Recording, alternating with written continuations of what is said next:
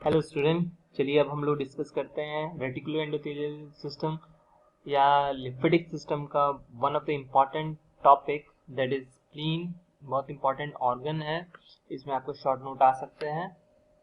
सो spleen, इस figure में आप देख ही रहे हैं, स्प्लीन का जो लोकेशन है वो जस्ट डायफ्राम के नीचे और यहाँ पर रिब्स हैं।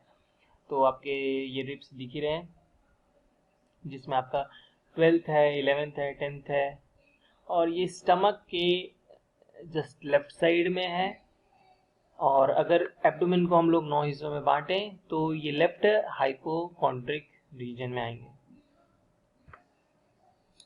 सो स्प्लीन जो है it's a lymphoid organ, reticulo endothelial organ, Oval shape का है, डिस्क शेप का है, 7 to 14 सेंटीमीटर इन लेंथ और लगभग लगभग 200 ग्राम का है।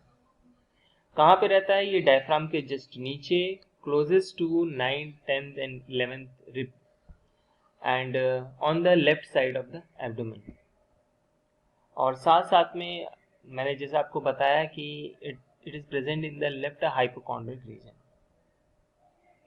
अगर इसमें सरफेसेस और बॉर्डर के बारे में बात करें तो डायफ्राम के नीचे वाला जो सरफेस है स्प्लीन का, उसको डायफ्रैग्मेटिक सरफेस बोलेंगे। उसका जो ऐसा सरफेस जो कॉन्केव जो एरिया है वो ऑर्गन से रिलेटेड है। बहुत सारे ऑर्गन जैसे हमारे स्टमक हो गया, पेंक्रियाज हो गए, इवन किडनी है, वो सब सरफेस से हैं। तो वो सब आपका विसरल सरफेस। हमारा लार्ज इंटेस्टाइन से रिलेटेड है, जहाँ पर ट्रांसवर्स कोलोन जो है डिसेंडिंग कोलोन में चेंज होता है, तो आपका कोलिक सरफेस। साथ साथ में बॉर्डर्स हैं, एंटीरियर, पोस्टीरियर और इंफीरियर बॉर्डर।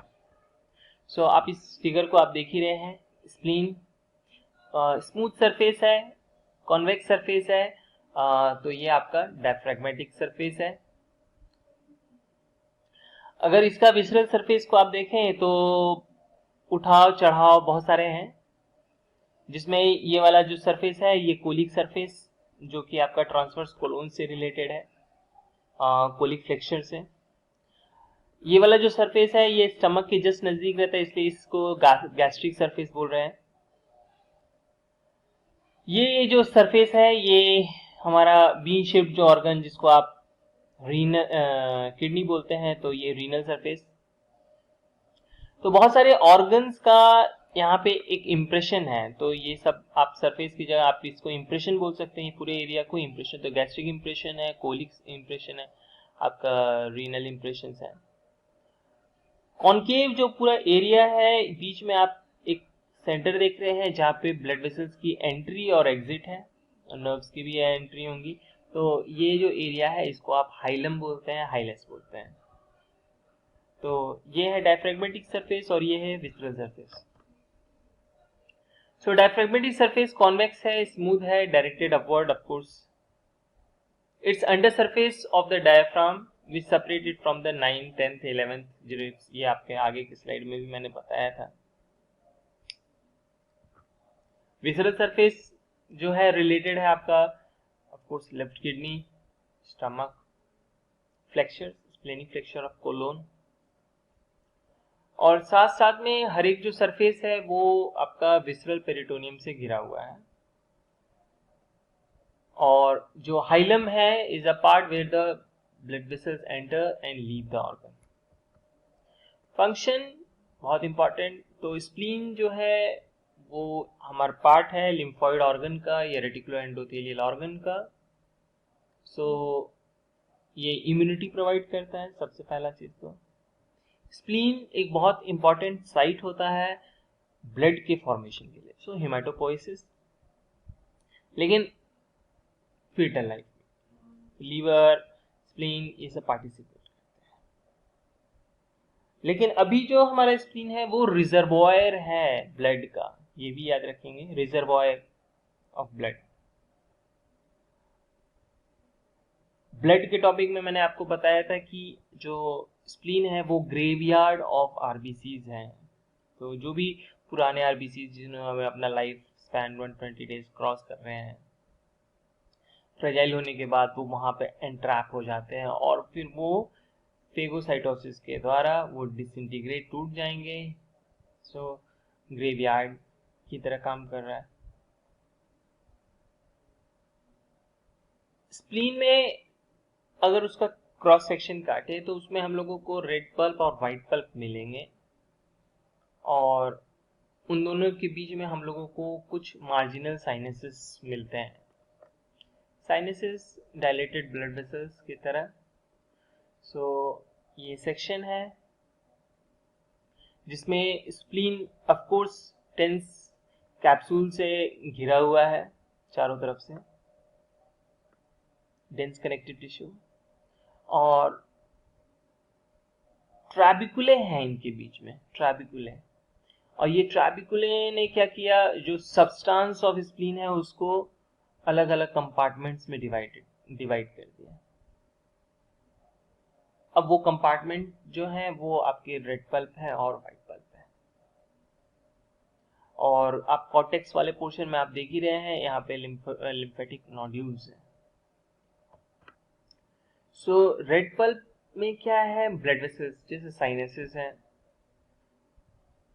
साथ साथ में splenic cord and marginal zones and the main function to filter the red blood cells and reserve the monocytes। बोलने का मतलब है कि यहाँ पर रेड ब्लड सेल्स हैं और साथ साथ में मोनोसाइट्स के एरिया भी हैं। यहीं पे रेड पल्प जो एरिया है, यहीं पे आपके आरबीसीज जो है वो डिसइंटीग्रेट होते हैं। और दूसरा जो पल्प है दैट इज वाइट पल्प, जो कि बना होता है माल्पीजियन कॉर्पसेल्स का। डब्ल्यूबीसीज होते हैं, फेगोसाइट्स होते हैं जिनका बहुत एक्टिव रोल रहता है इम्यून रिस्पॉन्स में। ब्लड सप्लाई को अगर देखें तो of course splenic artery, when देखें तो स्प्लेनिक वेन। अब ये स्प्लेनिक आर्टरी किसकी ब्रांच है, तो आपको मैंने बताया था कि ये सीलियक आर्टरी की ब्रांच है। साथ साथ में स्प्लीन को शॉर्ट गैस्ट्रिक आर्टरी भी सप्लाई कर रही है और गैस्ट्रोएपिक्लोइक आर्टरी भी सप्लाई करती है। स्प्लेनिक वेन जो है वो सुपीरियर मेसेंट्रिक वेन में ड्रेन होगी, और सुपीरियर मेसेंट्रिक वेन तो आप जानते हो कि हेपेटिक पोर्टल वेन, जो कि पैंक्रियाज को भी साथ साथ में वीनस ड्रेनेज करते हैं। क्लिनिकल इंपॉर्टेंस में देखें तो स्प्लीन का enlargement that is known as splenomegaly बहुत सारे डिजीज में होते हैं। जॉन्डिस एक कारण हो सकता है, स्प्लीन का काम बढ़ जाएगा, आरबीसी बहुत ज़्यादा टूट रहे हैं, तो हीमोलाइटिक जो जॉन्डिस है उसमें होगा। साथ साथ में स्प्लीनोमेगाली हम लोगों को मलेरिया के केस में भी मिलेंगे, ल्यूकीमिया में मिलते हैं, कैंसर्स के कंडीशन में मिलते हैं। सो स्प्लीनोमेगाली हम लोग स्प्लीन को ऐसे पैल्पेट नहीं कर पाएंगे, लेकिन वो जब एनलार्ज हो जाता है तो हम लोग इजीली पैल्पेट कर सकते हैं। स्प्लीनिया अगर वो शुरू से ही अगर उसके पास स्प्लीन नहीं है तो ऐसे में वो आदमी जो है बहुत प्रोन रहता है इन्फेक्शन से। अगर स्प्लीन है और छोटा है तो उसको आप हाइपोस्प्लेनिमिया बोलते हैं। सो आज के लिए इतना ही काफ़ी है। Thank you.